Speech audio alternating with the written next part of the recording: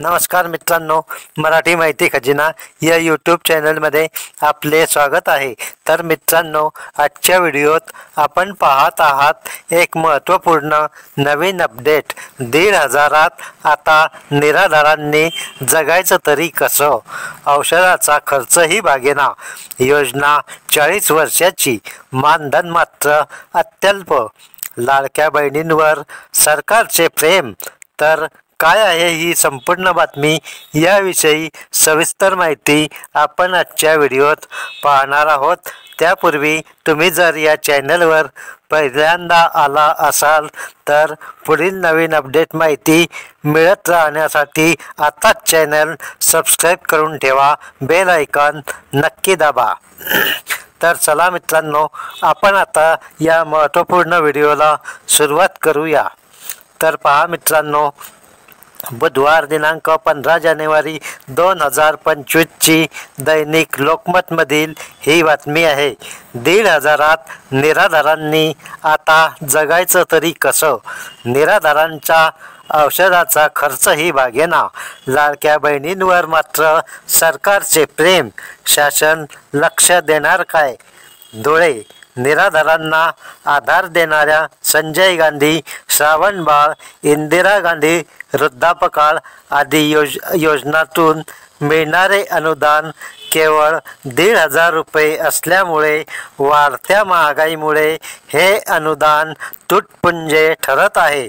विविध निराधार योजनांचा लाभ घेणाऱ्यांची जिल्ह्यातील संख्या 1,59,000च्या घरात आहे। शासनाने आता त्यांचे अनुदान थेट त्यांच्या खात्यात जमा करण्याचा निर्णय घेतला आहे। यासाठी त्यांचे आधार कार्ड मोबाईल लिंक करताना प्रशासनाची कसरत होत आहे। लाडकी बहीण योजनेतून सरसकट महिलांना 1,500 रुपये देणारे शासन निराधारांना मात्र तुटपुंजे अनुदान देऊन त्यांची बोळवण करीत आहे। निराधार योजनेअंतर्गत 65 वर्षाखालील निराधार पुरुष व महिला, स्वतःचा चरितार्थ चालवू न शकणारे पुरुष व महिला निराधार विधवांना या योजनेचा लाभ देण्यात येतो। या योजनेमुळे सुमारे 40 वर्षापासून सुरू आहे। यावरील मानधन मात्र वाढविण्यात येत नाही।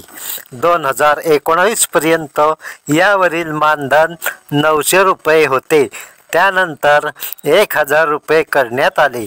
त्यानंतर 2022 पासून मानधन हे 1,500 रुपये करण्यात आले। महागाईच्या तुलनेत या योजनांचे मानधन कासव गतीने वाढविण्यात येते। औषधाच्या किमती, वाढती महागाई पाहता हे अनुदान अत्यंत तुटपुंजे आहे। गेल्या 6 वर्षाचा विचार करता औषधांच्या किमती जवळपास चौपट झाल्या आहेत। त्यातच अनुदान 2-3 महिन्यांनी एकदा जमा होत असते। अशावेळी लाभार्थी बँकांमध्ये हेलपाटे मारीत असतात। बहुतांशी लाभार्थी हे वयस्कर, निरक्षर असल्यामुळे त्यांना पेन्शन मिळविण्यासाठी इतरांवर अवलंबून राहावे लागते। अनेकदा मदत करणाऱ्या किंवा पेन्शन आणून देणाऱ्यांनाही काही रक्कम द्यावी लागते।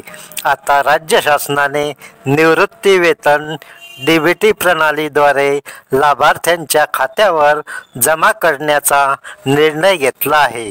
यासाठी आधार कार्ड व बँक पासबुकची प्रत मोबाईल क्रमांकाला संलग्न करण्याचे काम सुरू आहे। प्रशासनाने अथक प्रयत्न करून आता हे काम जवळपास पूर्णत्वास नेले आहे। निराधारांना देण्यात येणाऱ्या तुटपुंजा अनुदानामुळे त्यांची परवड होत असून महागाईमुळे अनुदानात तातडीने वाढ करण्याची मागणी होत आहे। याकडेही सरकारने लक्ष देण्याची गरज आहे। योजना 40 वर्षापासून, मानधन मात्र अल्प। योजनेत 2019 पर्यंत मानधन 900 रुपये होते, त्यानंतर 1,000 रुपये करण्यात आले. 2022 पासून मानधन 1,500 रुपये करण्यात आले.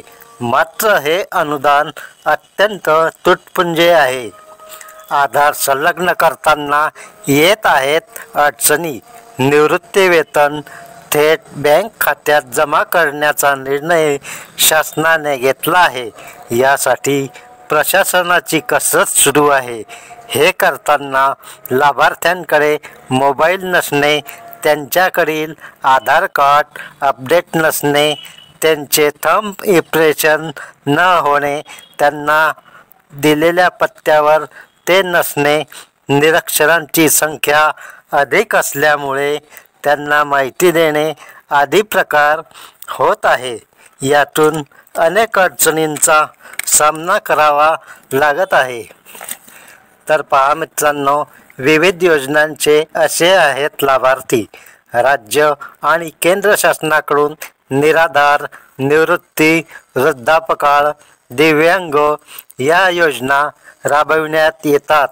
योजनेअंतर्गत 65 वर्षाखालील निराधार पुरुष व महिला, अनाथ मुले, दिव्यांग, क्षयरोग, कर्करोग, एड्स, कुष्ठरोग यासारख्या आजारांमुळे स्वतःचा चरितार्थ चालवू न शकणारे पुरुष व महिला, निराधार विधवा, आत्महत्या केलेल्या शेतकऱ्यांच्या विधवा पत्नीसह पोटगी न मिळालेल्या अत्याचारित व वेश्या व्यवसायातून मुक्त केलेल्या महिला, देवदासी, 35 वर्षावरील अविवाहित स्त्रिया आदींना या योजनेचा लाभ दिला जातो.